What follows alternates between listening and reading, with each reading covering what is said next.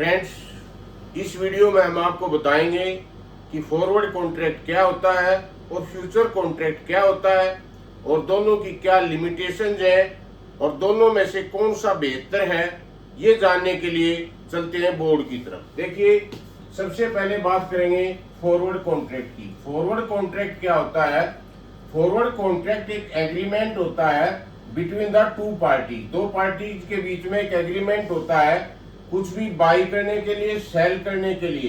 क्या सेल करने के लिए? कोई भी asset on specific date in the future at the terms decided today. यानी कि कोई भी एसेट खरीदने के लिए हम एक एग्रीमेंट करते हैं दो पार्टी। मान लीजिए आप किसी सुनार की दुकान पर जाते हैं और वहां जाके आप बात करना चाहते हैं सोना खरीदने की। मान लीजिए आज सोने का भाव है 60,000 रुपये तोला और आप सुनार को कहते हैं कि मैं 2 महीने के बाद आपसे सोना लूंगा 10 ग्राम।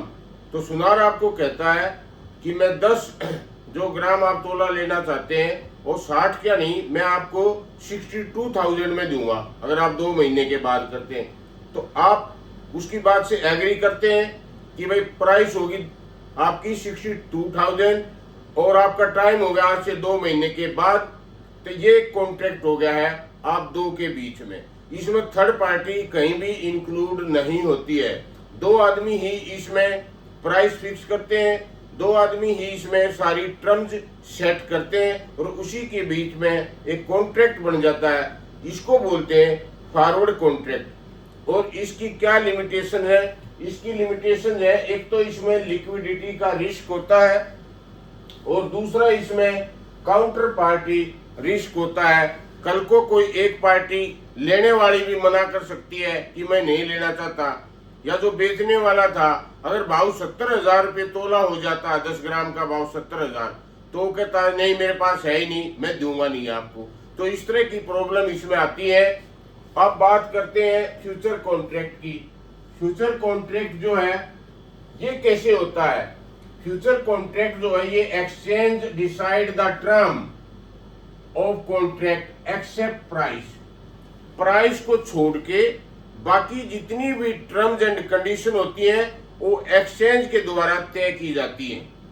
जैसे आप किसी भी प्लेटफॉर्म पर जाएंगे, वहां जैसे एनएसई पर है, डीएसई है। अब ये एनएसई बीएसई हमने पहले भी बताया, नेशनल स्टॉक एक्सचेंज और बॉम्बे स्टॉक एक्सचेंज पे जाके आप फ्यूचर कॉन्ट्रैक्ट कर सकते हैं। ठीक है। इसके बाद कॉन्ट्रैक्ट क्या होता है? थ्रू एक्सचेंज होता है।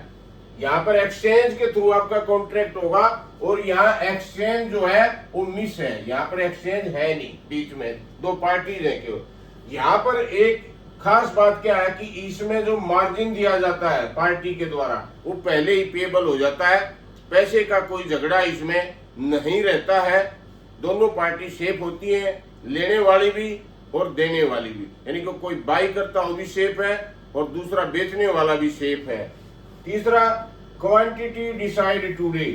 आज उसकी क्वांटिटी हो जाएगी। इसमें तो क्या होता है, फॉरवर्ड कॉन्ट्रैक्ट में आप 2 तोले 3 तोले सोना खरीद सकते हैं, या अगर मैं बात करूं और दूसरी चीज की, कमोडिटी की बात करें, तो आप अपनी मर्जी से 10 क्विंटल 100 क्विंटल आपने कोई भी चीज खरीदनी है उसको आप परचेज कर सकते हैं। लेकिन बात करते हैं अगर फ्यूचर कॉन्ट्रैक्ट की, तो फ्यूचर कॉन्ट्रैक्ट में लोट साइज होते हैं। अगर मैं बात करूं जैसे कि, क्योंकि स्टॉक मार्केट की बात कर रहे हैं, एचडीएफसी बैंक की अगर मैं बात करता हूं, एचडीएफसी बैंक है तो इसका जो फ्यूचर का कॉन्ट्रैक्ट है वो 550 का है। यानी कि एक लोट आप लेते हैं तो 550 का एक लोट है, उसको ही आप सेल कर सकते हैं, उसको ही आप बाई कर सकते हैं। आप इसके अलावा अगर आगे बढ़ोतरी करना चाहते हैं इसमें तो 2 लोट लेते हैं तो 1100 का होगा। इसी तरह 3 लोट 4 लोट 5 लोट, आपकी ये मर्जी है यहाँ पर कि आप कितने ही लोट को बाई कर सकते हैं, कितने ही लोट को आप सेल कर सकते हैं। तो यहाँ लोट के हिसाब से होता है। खास बात है कि इसमें दोनों पार्टियों के बीच में कोई झगड़ा उत्पन्न होने की संभावना नहीं होती है, क्योंकि दोनों पार्टी जो भी इसमें मार्जिन होता है वो ऑलरेडी एक एक्सचेंज के माध्यम से दे चुकी होती है। तो हमने जो है फ्यूचर मार्केट में काम करना है तो इस फ्यूचर कॉन्ट्रैक्ट को हमने समझ लिया है।